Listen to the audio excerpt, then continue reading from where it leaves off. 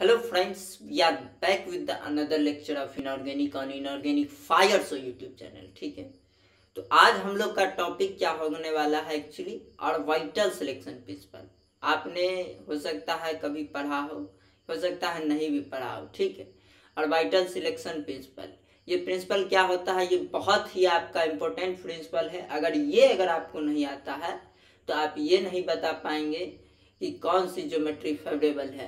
TB पे देखिए, मैं अब जैसे आपको बताता हूँ, ऑर्बिटल सिलेक्शन प्रिंसिपल बहुत ही इंपॉर्टेंट प्रिंसिपल है ये। ठीक, अगर ये नहीं आता है तो अगर मैं आपको बोल दूँ ये sp3d हाइब्रिडाइजेशन है, इसमें कौन सा डी ऑर्बिटल पार्टिसिपेट करेगा, कौन सा पी करेगा, कौन सा एस करेगा, ये आपको कैसे पता चलेगा? ये ऑल पता चलेगा आपको ऑर्बिटल सिलेक्शन प्रिंसिपल से। ठीक है, इसमें देखिए जैसे हम बात करते हैं क्या स्टेरिक कोऑर्डिनेशन नंबर 5 की, स्टेरिक नंबर 5 की, समझ रहे हैं बात को? स्टेरिक नंबर 5 बोले तो बॉन्डिंग की बात कर रहे हैं, कोऑर्डिनेशन नंबर 5 की बात कर रहे हैं तो कोऑर्डिनेशन कंपाउंड की है कि नहीं। कोऑर्डिनेशन नंबर अगर बात कर रहे हैं तो मेरे कहने का अर्थ क्या है कि स्टेरिक नंबर अगर 5 है तो इसमें दो पॉसिबिलिटी है, एक क्या है टीबीपी, एक पॉसिबिलिटी है, एक है अपना स्क्वायर पिरामिडल, है कि नहीं।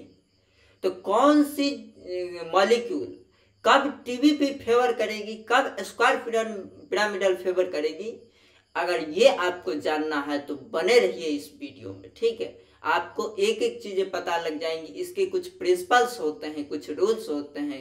ठीक है, वो अपने को देखने होंगे। ठीक है, अगर वो आपको आ गए, यकीन मानिए आपको कहीं दिक्कत नहीं आने वाली। ठीक, आप तुरंत बोल देंगे sp3d2 में कौन कौन सा ऑर्बिटल पार्टिसिपेट करेगा, आप तुरंत बोल देंगे p3d3 में कौन सा ऑर्बिटल पार्टिसिपेट करेगा, आप तुरंत बोल देंगे sd में कौन सा ऑर्बिटल पार्टिसिपेट करेगा, आप तुरंत बोल देंगे d3s में कौन सा ऑर्बिटल पार्टिसिपेट करेगा। ठीक, तो इसके कुछ रूल्स एंड रेगुलेशंस होते हैं। तो आइए हम लोग चर्चा करते हैं उस प्रिंसिपल की। ठीक है, आइए बूम बूम एनर्जी के साथ। ठीक है, ध्यान से देखिए,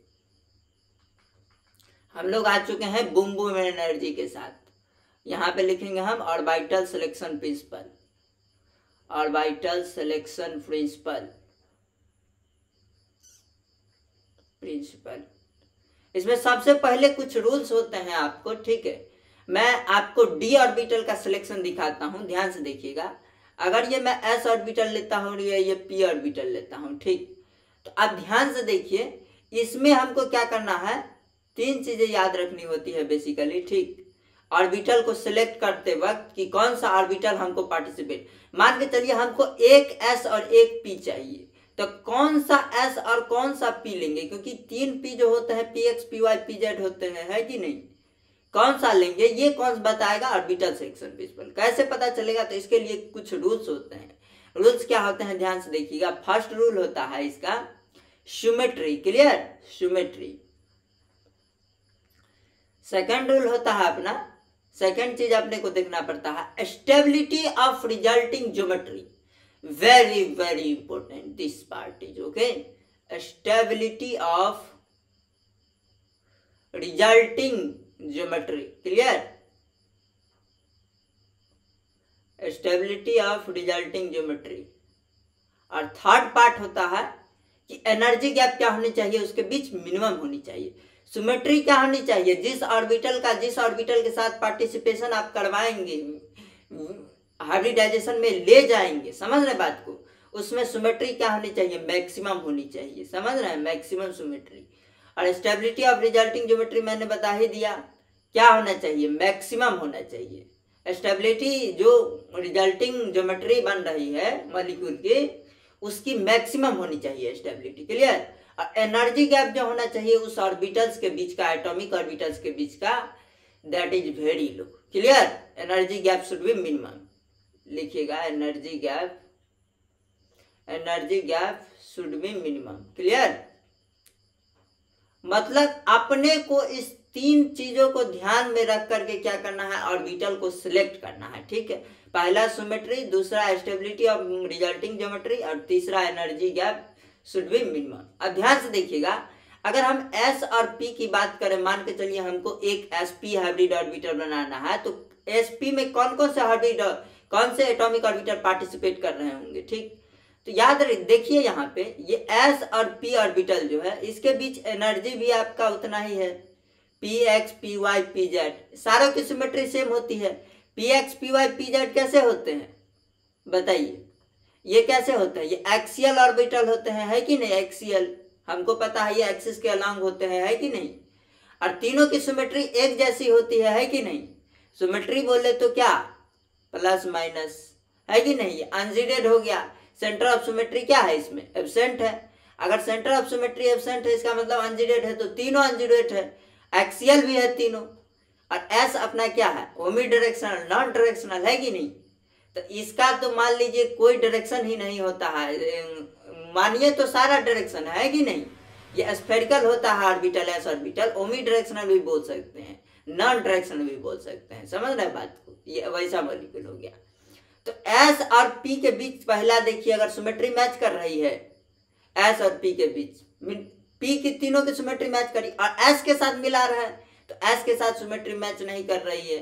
बट एस तो ओमी डायरेक्शनल है ना, उसके साथ आप मिलाइए चाहे नहीं मिलाइए कोई फर्क नहीं पड़ता है, समझ रहे? बट हमको तो एस पी हाइब्रिडाइजेशन लाना है। इसका मतलब हमको P X P Y P Z तीनों में से कोई ऑर्बिटल हम चूज कर ले तो उसकी क्या होगी? Energy gap should be minimum. Energy gap जितना पी जेड और एस के बीच होगा उतना ही पी वाई एस के बीच, उतना ही पी एक्स एस के बीच।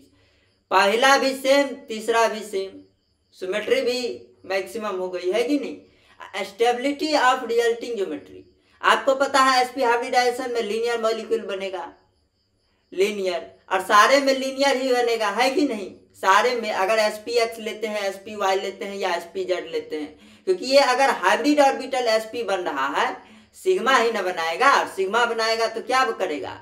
हेड टू हेड ओवरलैप करेगा। ये एस और ये पी एक्स, एस और पी वाई, एस और पी जेड सारे हेड टू हेड ओवरलैप करेंगे।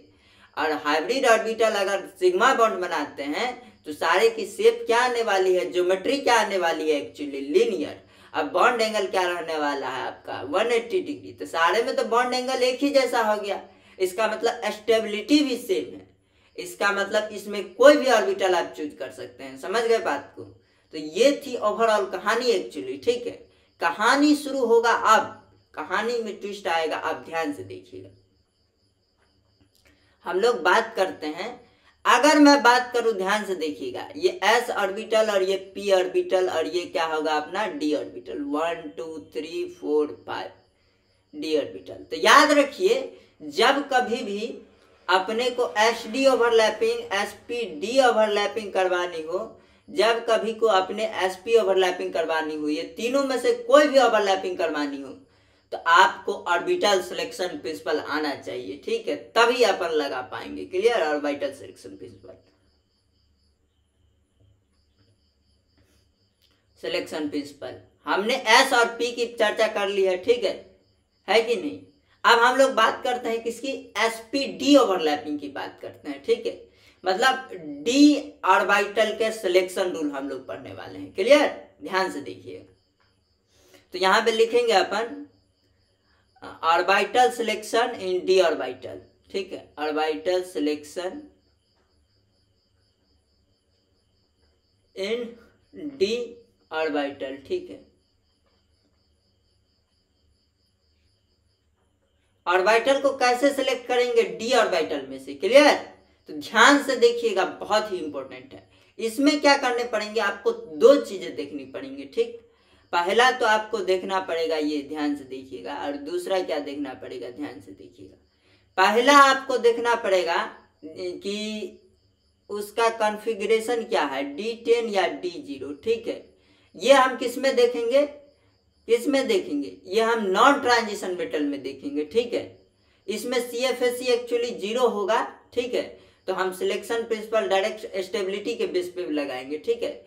सिमेट्री के बेस पे लगाएंगे। पहले हम पढ़ लेते हैं सिमेट्री के बेस पे, ध्यान से देखिए। सिमेट्री के बेस पे ऑन द बेसिस ऑफ क्या लगाया हम? Symmetry. Clear? On the basis of symmetry, on the basis of symmetry, ध्यान से देखिएगा, on the basis of symmetry. समझ रहे बात को? Orbital selection in D orbital on the basis of symmetry, ठीक है? तो बाद में हम इसको चर्चा करेंगे, ये वाले क्या बोलते हैं on the basis of stability, बाद में हम चर्चा करेंगे। क्लियर? ध्यान से देखिएगा। सिमेट्री में अगर मैं कोई आपसे पूछता है sp3d में कौन सा ऑर्बिटल पार्टिसिपेट किया है, तो ध्यान से देखिए, s ऑर्बिटल क्या है? Non directional. बट यहाँ पे हम डी ऑर्बिटल में सिमेट्री बेस पे अगर चर्चा कर रहे हैं तो इसमें क्या करना है, ध्यान से देखिए। एस ऑर्बिटल तो नॉन डायरेक्शनल है, अब पी ऑर्बिटल क्या है, एक्सियल। तो डी ऑर्बिटल भी हमको कौन सा लेना पड़ेगा, एक्सियल ही लेना पड़ेगा, ठीक।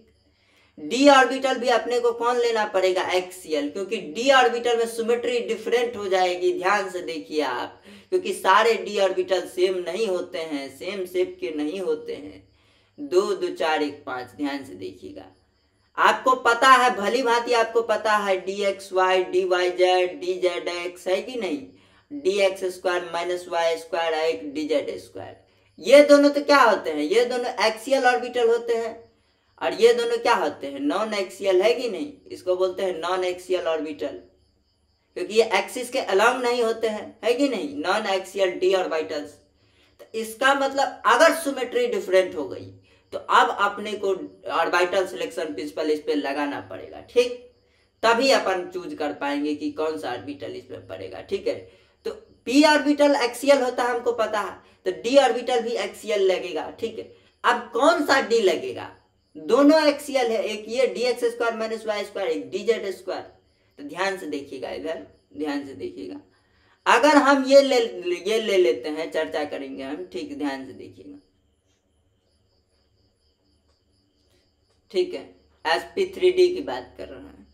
अगर डी हम लेते हैं sp3dz², एक लेते हैं हम sp3dx² minus Y square, clear. अगर ये ऑर्बिटल लेते हैं तो ये ऑर्बिटल कब लेंगे और ये ऑर्बिटल कब लेंगे, ठीक है। ये जब dz² अपन ले रहे हैं, इसका मतलब शेप क्या होगी, ज्योमेट्री क्या होगी, geometry will be our what, triangular bipyramidal, clear. But if we take dx² minus y², then geometry will be a square pyramidal, clear, a square pyramidal, समझ रहे बात को, ये स्क्वायर पिरामिडल ज्योमेट्री होगी। अब हो जाएगा यहाँ पे खेला, ठीक है। कब स्क्वायर पिरामिडल हम ज्योमेट्री बोलेंगे किसी मॉलिक्यूल का, और कब टीबीपी बोलेंगे, ये अपने सामने आ गई धरी, है कि नहीं। हमने ऑर्बिटल तो कैसे चूज कर लिया, सिमेट्री के बेस पे पी और डी में, है कि नहीं, चूज कर लिया हमने p3d, है कि नहीं। p एक्सियल होता है तो d भी एक्सियल होना चाहिए, एक्सियल में 2 आ जाएंगे, dz² और dx² माइनस वाई स्क्वायर।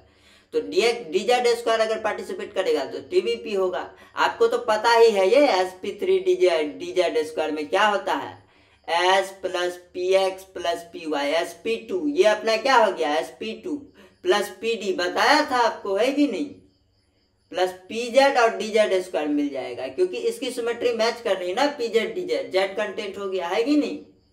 समझ रहे बात को, ऐसे लगाया जाता है एक्चुअली प्रिंसिपल, ठीक। तो ये sp2 और ये pz dz², क्लियर, कहने का मेरा ये अर्थ था, ठीक। तो इसमें स्क्वायर पिरामिडल और इसमें टीबीपी आ गया, ठीक। अब किस मॉलिक्यूल में टीबीपी डोमिनेट करेगा, किस मॉलिक्यूल में स्क्वायर पिरामिडल डोमिनेट करेगा, ये हम लोग देखने वाले हैं अगले लेक्चर में, ठीक है। वीडियो ज़्यादा लंबा हो जाएगा तो हम लोग अगले लेक्चर में इसी को कंटिन्यू करेंगे धमाकेदार तरीके से, ठीक है। तो आप बने रहिए चैनल को, अगर आप नए हैं चैनल पे तो सब्सक्राइब कीजिए। मैं हूं एक्चुअली राहुल कुमार, ठीक है। जिन लोगों को नहीं पता है, मैं यहाँ पे इनऑर्गेनिक केमिस्ट्री डिस्कस करता हूँ, ठीक है। आने वाले समय में फिजिकल और ऑर्गेनिक का भी अपन गर्दा मचाएंगे, ठीक है। तो थैंक यू, धन्यवाद, टाटा, बाय बाय, जय हिंद। आप लोग वीडियो को ज़्यादा से ज़्यादा शेयर करें, अगर पसंद आया तो लाइक करें, कमेंट भी जरूर करें। Thank you.